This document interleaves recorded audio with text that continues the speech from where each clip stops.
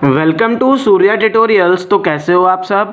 बेटा आज हम लोग जो है क्लास 10th के केमिस्ट्री के चैप्टर नंबर फर्स्ट जो कि हमारा केमिकल रिएक्शन एंड इक्वेशन है उसके एक बहुत इंपॉर्टेंट टॉपिक को डिस्कस करेंगे, that is most important reactions. तो इस वीडियो में हम लोग उन सभी रिएक्शंस के बारे में बात करेंगे जो आपके 2023 बोर्ड एग्जाम्स के लिए इम्पॉर्टेंट होंगी और साथ ही साथ जो हमारे लास्ट ईयर्स में क्वेश्चन पूछे जा चुके हैं रिएक्शंस के बेसिस पे, उन सभी रिएक्शंस को भी हम लोग कवर अप करेंगे। तो बिना टाइम वेस्ट करते हुए हम लोग जो है अपने वीडियो को स्टार्ट करते हैं।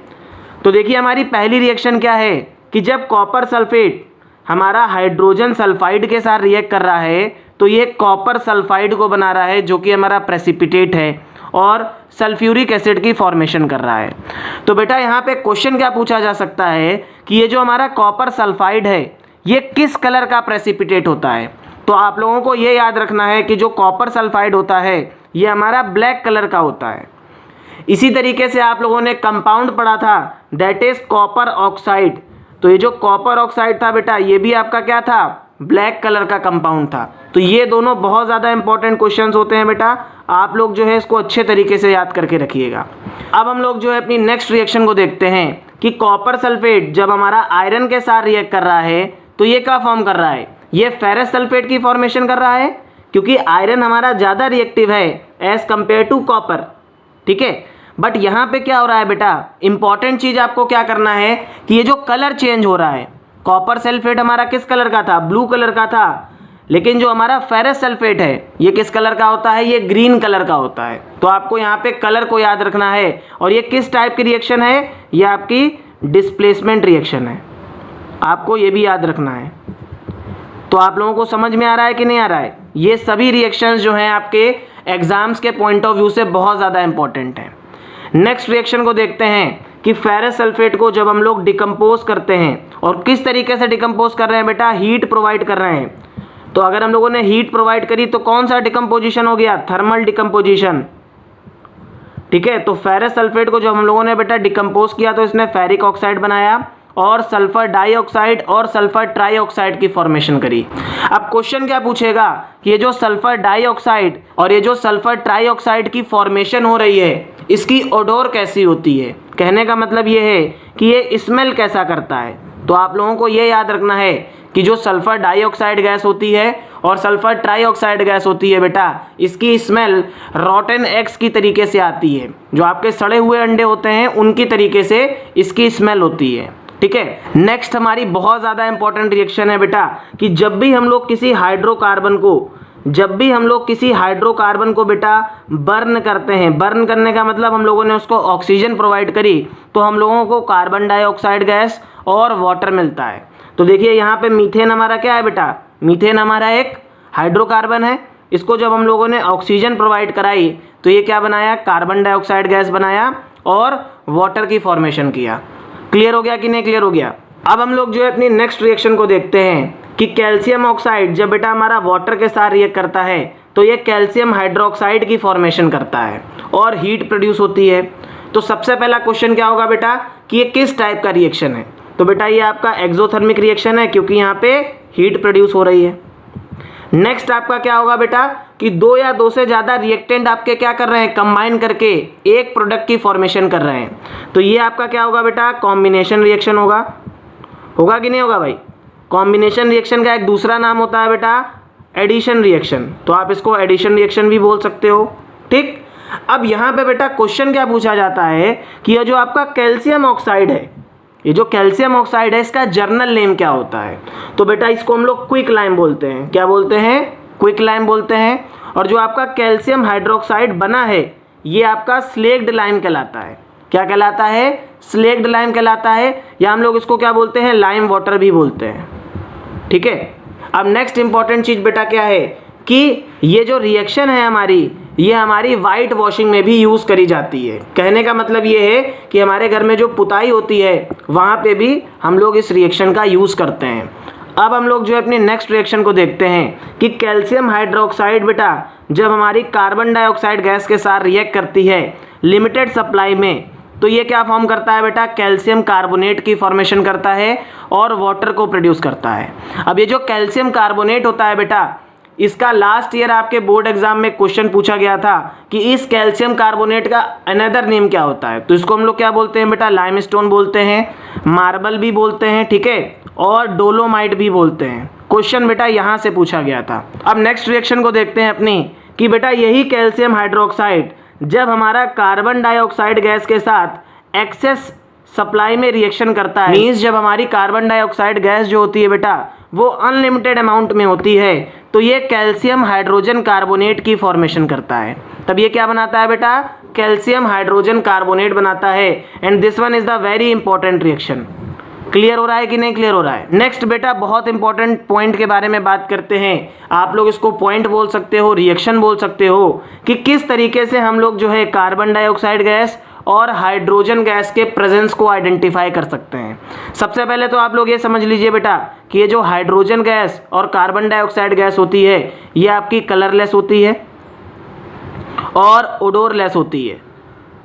कहने का मतलब ये है बेटा कि यहाँ पे कलर से आप लोग आइडेंटिफाई नहीं कर पाओगे और स्मेल से भी आइडेंटिफाई नहीं कर पाओगे, ठीक है। तो जब भी आपकी कार्बन डाइऑक्साइड गैस बेटा प्रोड्यूस होती है ये ब्रिस्क इफरवेसेंस के साथ प्रोड्यूस होती है। अब ब्रिस्क इफरवेसेंस का मतलब क्या होता है बेटा, एक सन्न सी आवाज़ होती है और छोटे छोटे ड्रॉपलेट्स आपके फॉर्म होते हैं। आप लोगों ने बेटा थम्सअप पी होगी, कोको कोला पी होगी, तो थम्सअप की बोतल को जब आप लोग खोलते हो तो देखो एक आवाज़ नहीं आती है गैस की, और उसमें छोटे छोटे ड्रॉपलेट्स आपके बन के आते हैं, तो वो क्या होती है, हमारी कार्बन डाइऑक्साइड गैस होती है।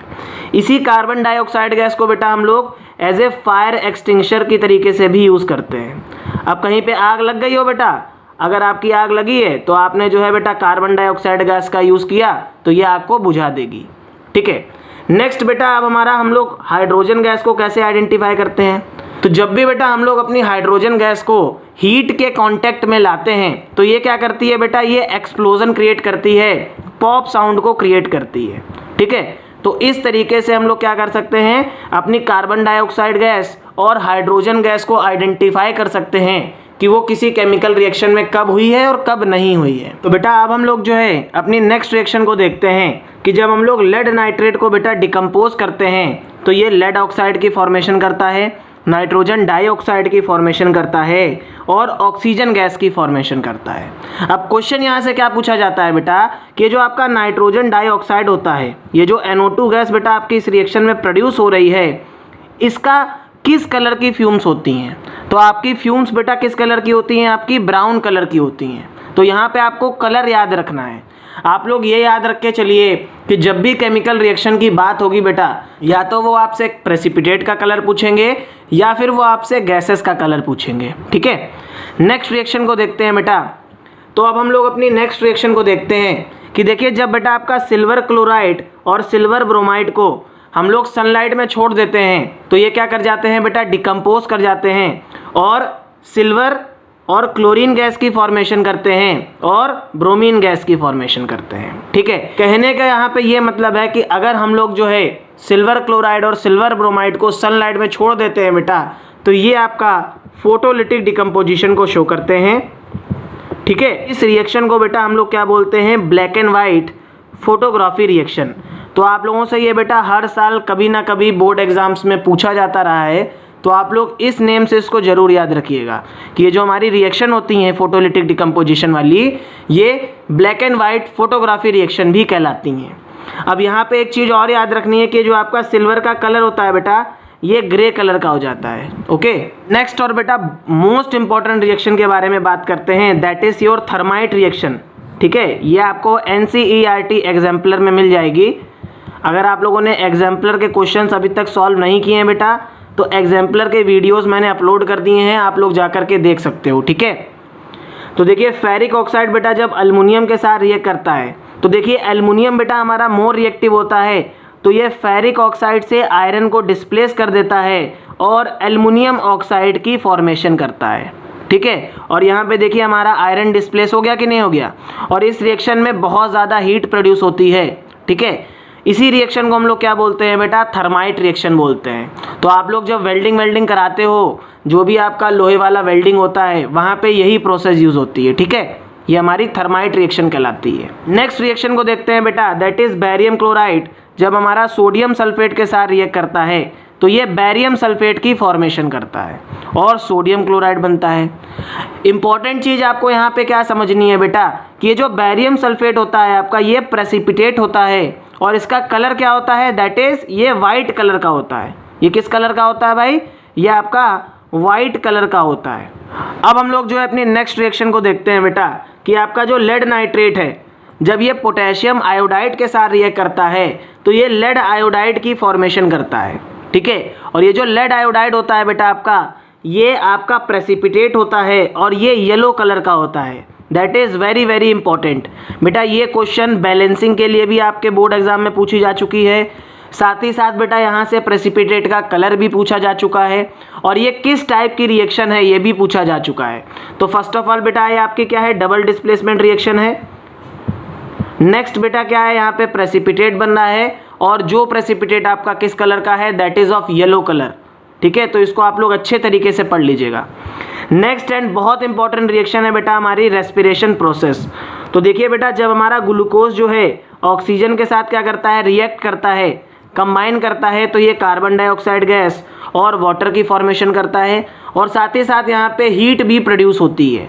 तो ये हमारी क्या होती है बेटा, that is our respiration process और ये एक्सोथर्मिक नेचर की होती है। ये किस नेचर को शो करती है, ये एक्सोथर्मिक नेचर को शो करती है, ठीक है। नेक्स्ट एंड बहुत इंपॉर्टेंट रिएक्शन बेटा हमारी है that is electrolysis of water.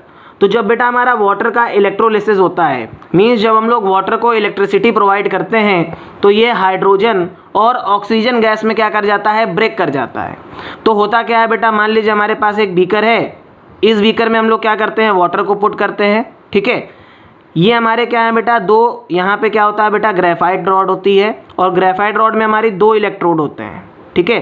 एक हमारा कैथोड होता है, एक हमारा एनोड होता है, ठीक है। तो कैथोड जो होता है बेटा हमारा, ये हमारा निगेटिवली चार्ज होता है एंड एनोड हमारा क्या होता है बेटा, ये पॉजिटिवली चार्ज होता है। तो जैसे ही हम लोग बेटा इलेक्ट्रिसिटी प्रोवाइड करते हैं तो हाइड्रोजन और ऑक्सीजन हमारा क्या कर जाता है बेटा, ये आयंस में कन्वर्ट हो जाता है। तो ये क्या करता है, H पॉजिटिव आयन बनाता है और O2 निगेटिव आयन की फॉर्मेशन करता है। तो अब देखिए क्वेश्चन क्या पूछा जाएगा आपसे बेटा कि ये जो कैथोड है, कैथोड के पास कौन सी गैस कलेक्ट होगी। तो देखिए कैथोड हमारा निगेटिव चार्ज होता है, तो निगेटिव वाले के पास कौन जाएगा, पॉजिटिव वाला। तो यहाँ पे कैथोड के पास बेटा आपका हाइड्रोजन जाता है और पॉजिटिव वाले के पास कौन जाएगा, ऑक्सीजन। तो यहाँ पे एनोड के पास क्या जाता है बेटा, ऑक्सीजन जाता है। अब आपसे एक क्वेश्चन और पूछते हैं बेटा कि जो गैसेस प्रोड्यूस हो रही हैं उनके वॉल्यूम का रेशियो क्या होगा। तो यहाँ पे देखिए 2:1 का रेशियो चल रहा है कि नहीं भाई। 2 मोल हमारी हाइड्रोजन गैस प्रोड्यूस हो रही है, उसके लिए हमें 1 मोल ऑक्सीजन गैस की रिक्वायरमेंट है। तो यहाँ पे जो वॉल्यूम का रेशियो होगा बेटा दैट इज 2:1। अब हम लोग जो है बेटा अपनी लास्ट रिएक्शंस की तरफ मूव करते हैं जो हमारी ऑक्सीडेशन एंड रिडक्शन रिएक्शन के ऊपर बेस्ड है, ठीक है। तो यहाँ पे देखिए बेटा जिंक ऑक्साइड आपका जिंक की फॉर्मेशन कर रहा है, ठीक है। कहने का मतलब ये है कि देखिए ऑक्सीजन का आइटम डिलीट हुआ तो ये क्या हो गया बेटा आपका, यहाँ पे आपका रिडक्शन हो गया भाई। ऑक्सीजन का आइटम डिलीट हुआ तो रिडक्शन, और यहाँ पे देखिए ऑक्सीजन का एटम ऐड हुआ तो आपका क्या हो गया बेटा, ऑक्सीडेशन हो गया। और अगर किसी रिएक्शन में बेटा ऑक्सीडेशन और रिडक्शन एक साथ हो रहा है तो आपकी कौन सी रिएक्शन कहलाएगी, that is redox reaction, okay. तो ये क्वेश्चन बेटा आपसे पूछा जा चुका है, इसीलिए मैंने यहाँ पे इसको पुट कर दिया। Next and very very important reaction जो हमारे बोर्ड एग्जाम में हमेशा पूछी जाती रही है बेटा कि यहाँ पे ऑक्सीडेशन किसका हो रहा है, रिडक्शन किसका हो रहा है, ऑक्सीडाइजिंग एजेंट कौन सा है और रिड्यूसिंग एजेंट कौन सा है।